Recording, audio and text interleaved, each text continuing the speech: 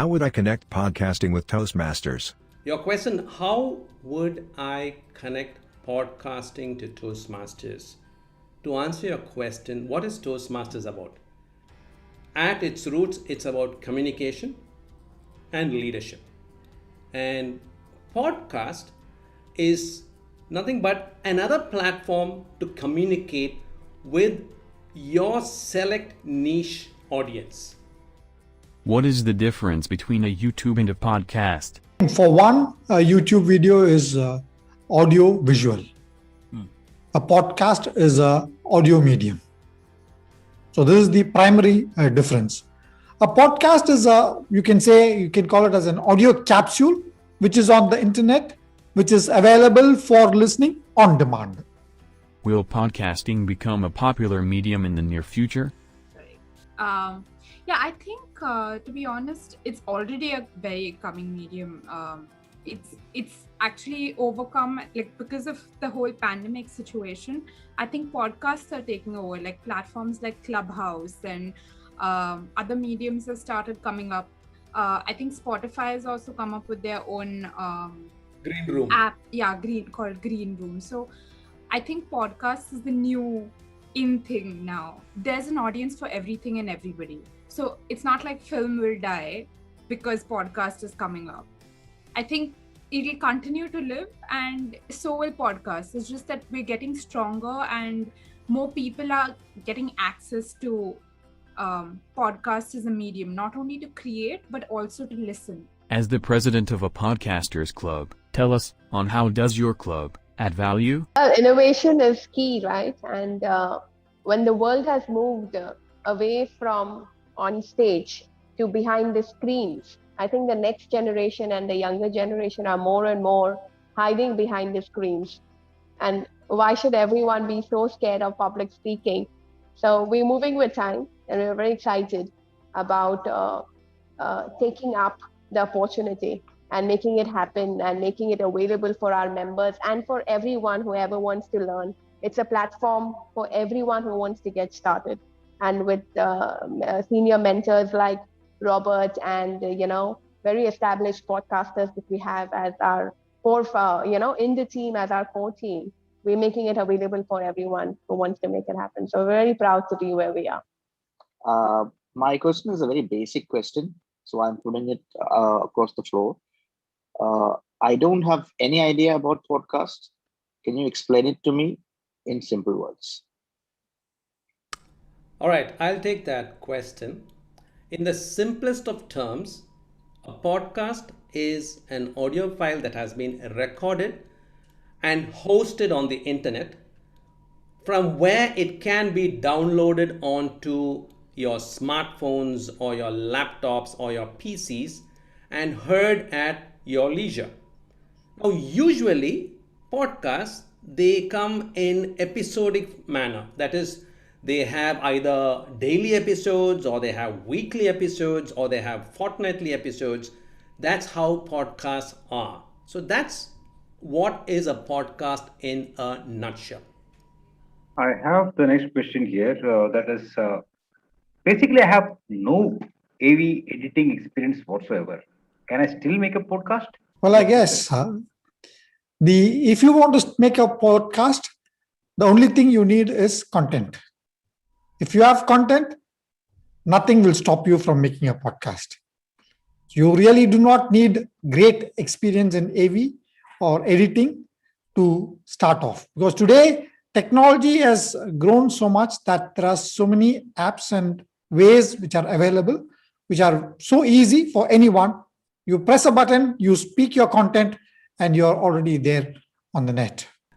Just to add on to what Karthik said, for you people who are wanting to dip your toes into the waters of podcasting, the entry-level barriers to get into podcasting are almost non-existent, I would say. Again, thanks to technology and the strides that have been made. As Karthik said, if you have the content, then there's really nothing else actually stopping you from starting to create your first podcast. Believe me, because it's so easy now with all the, and it's all free. Okay, you really don't have to go and pay something, put money down to get started. You can get started here and now. It's all free and it's all online. If you just go and do a little browsing, you can get started as quickly as even tomorrow. What all are the gadgets should I have to produce a podcast? I mean, what kind of resources I should have? I think I'll answer this one. Like I think Karthik mentioned in the previous one, you really don't need anything. Like you have your headphones with good, and a mic on attached to the headphones, more than enough. Sometimes simple thing is your phone mic can be useful too.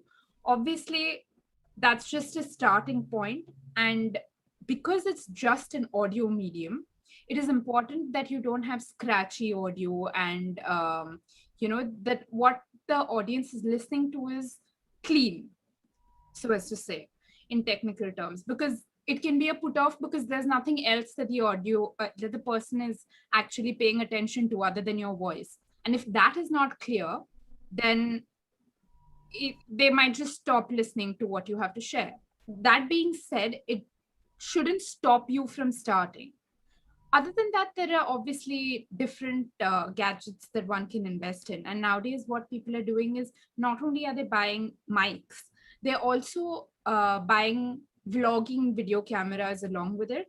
And they're uploading the same podcasting content up on YouTube.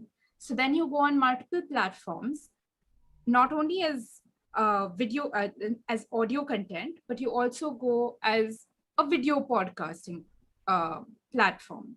So I think the simplest thing I would say is invest in good headphones, a mic, and sometimes your headphone and mic can be the same thing. Who doesn't have a smartphone? And who doesn't have a earpiece that comes along with it? That's it. That's all you've got. As Aarti said, you can start. Should I subscribe or buy any editing tools to create a podcast? The one famous thing is I call my podcast an accidental podcast. And I think everyone who's a member of the Podcasters Club knows that. The only accident that happened is that I joined the club. I had no intention whatsoever to ever make any sort of podcast at all.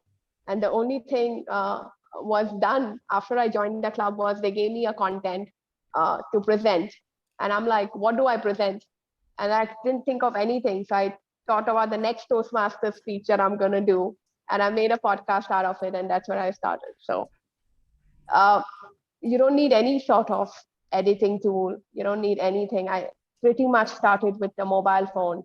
And I think it's I was shocked when it was ready. Definitely, you don't need anything at all. So you don't need any sort of software. Everything is free. You don't definitely need to subscribe for anything at all. 100% of everything that you need is completely free.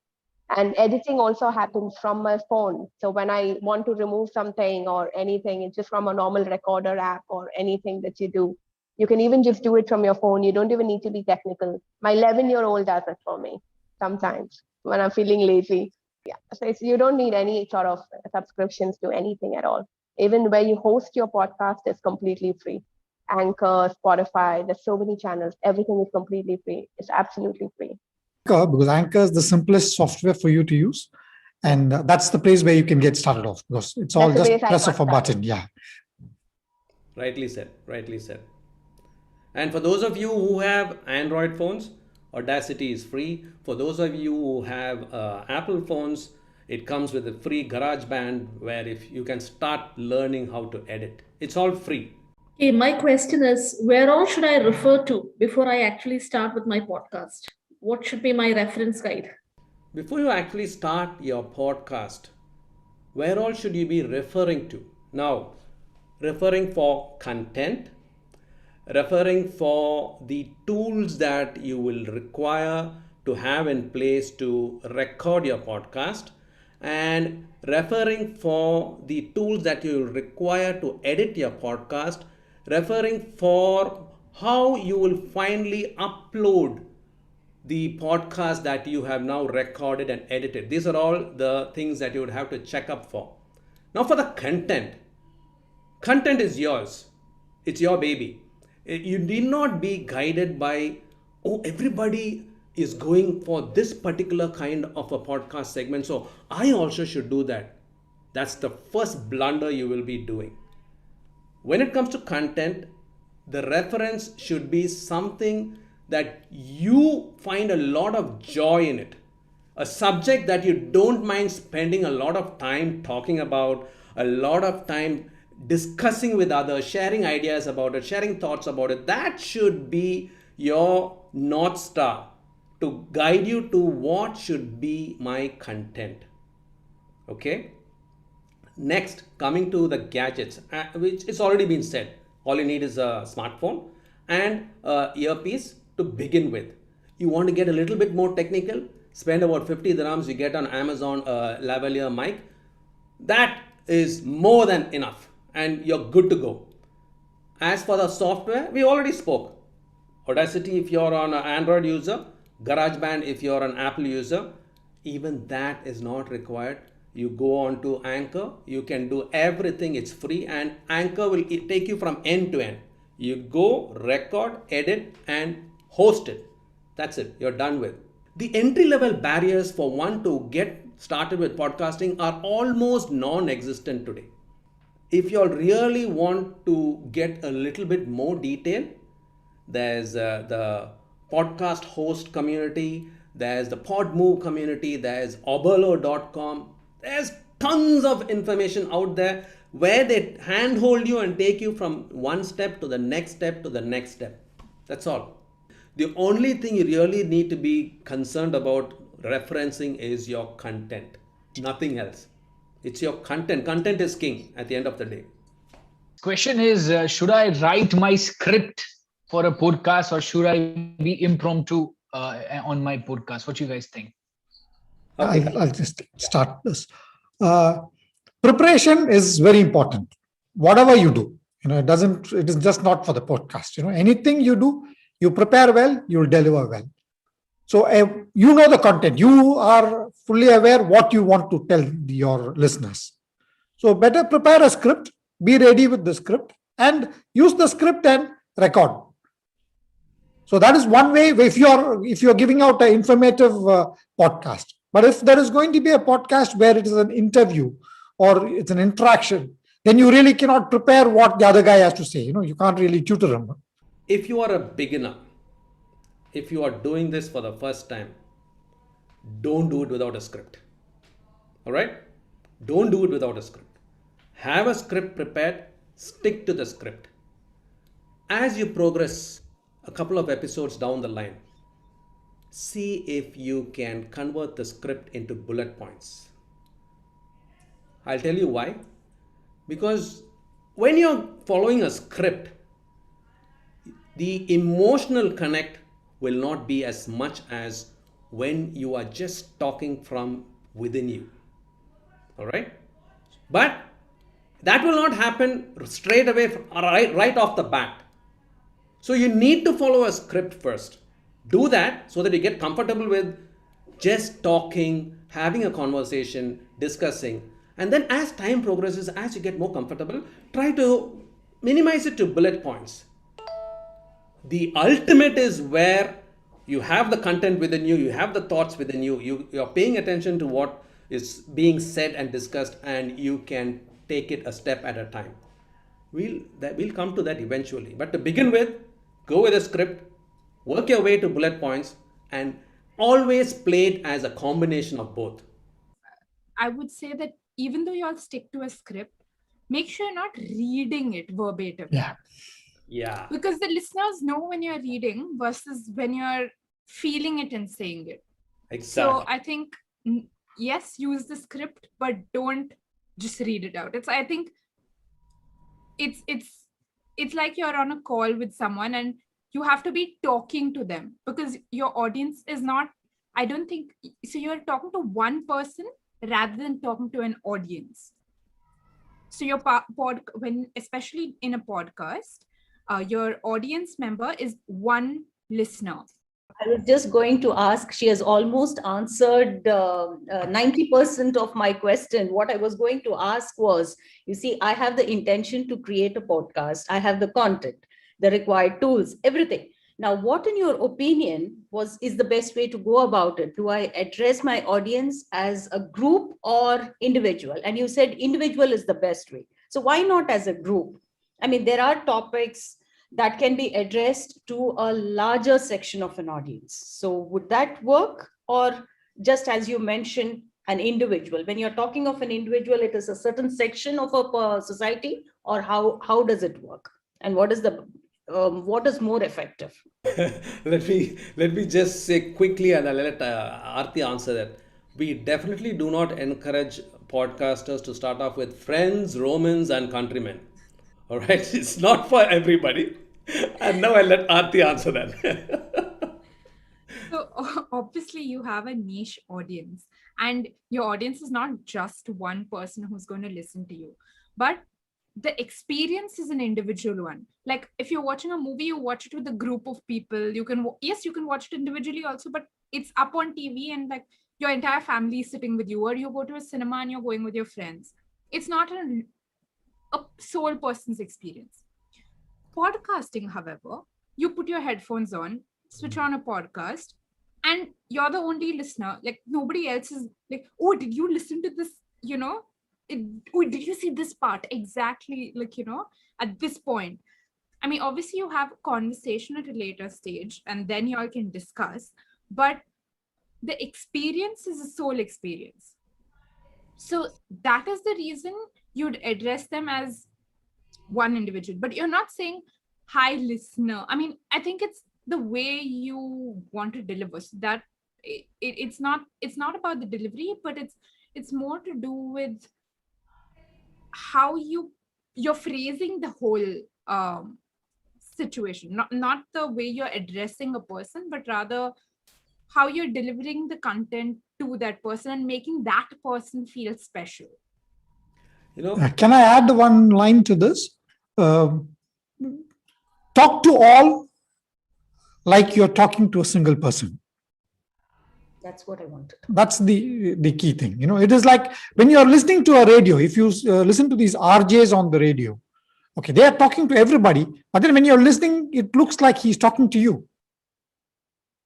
So that's the thing. Talk to all like you're talking to a single person. You can imagine that you're having a conversation with a close friend or a relative, or your grandma, your brother, your sister. Just imagine that person is there and you're having a conversation. How would you be actually conversing? What would be your voice modulation, the way you would express something to that person? It would be completely different from talking to an inanimate object like a microphone, right? So that's what you should try to capture when you're doing your podcast recording. Okay. Should I add music to my podcast?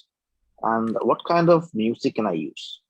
It's a personal choice, but there are two schools of thought. There's one school of thought which says that add music so that it creates the mood and the tempo for what you're going to speak. So that's one school of thought. It works. It works not just in some cases, it works in many cases.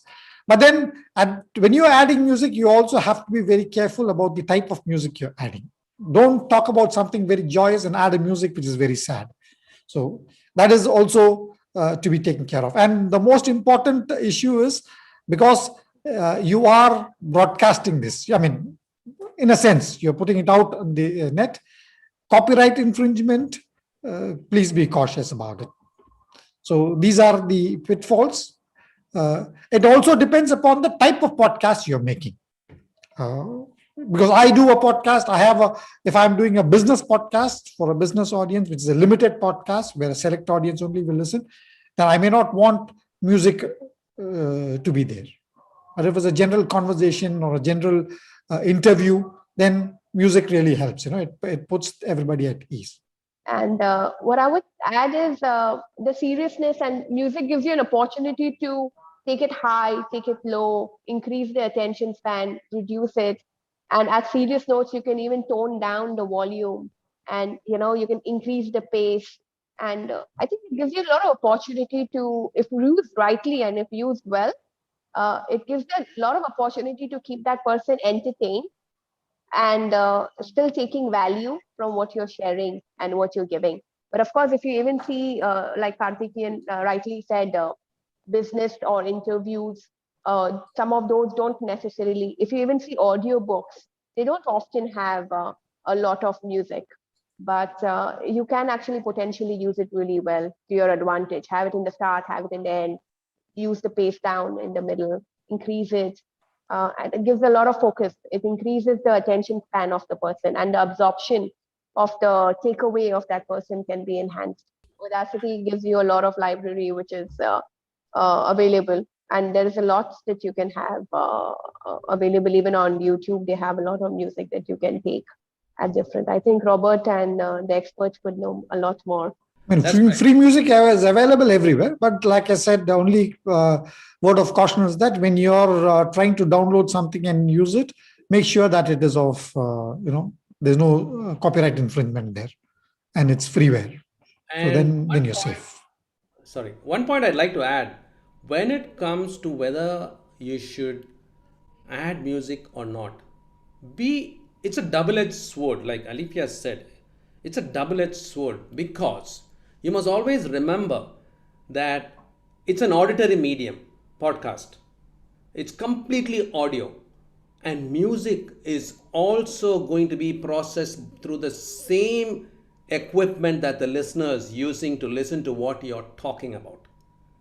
So it can add, yes, it can add layers of depth to the content, but it can also distract the listener from the content.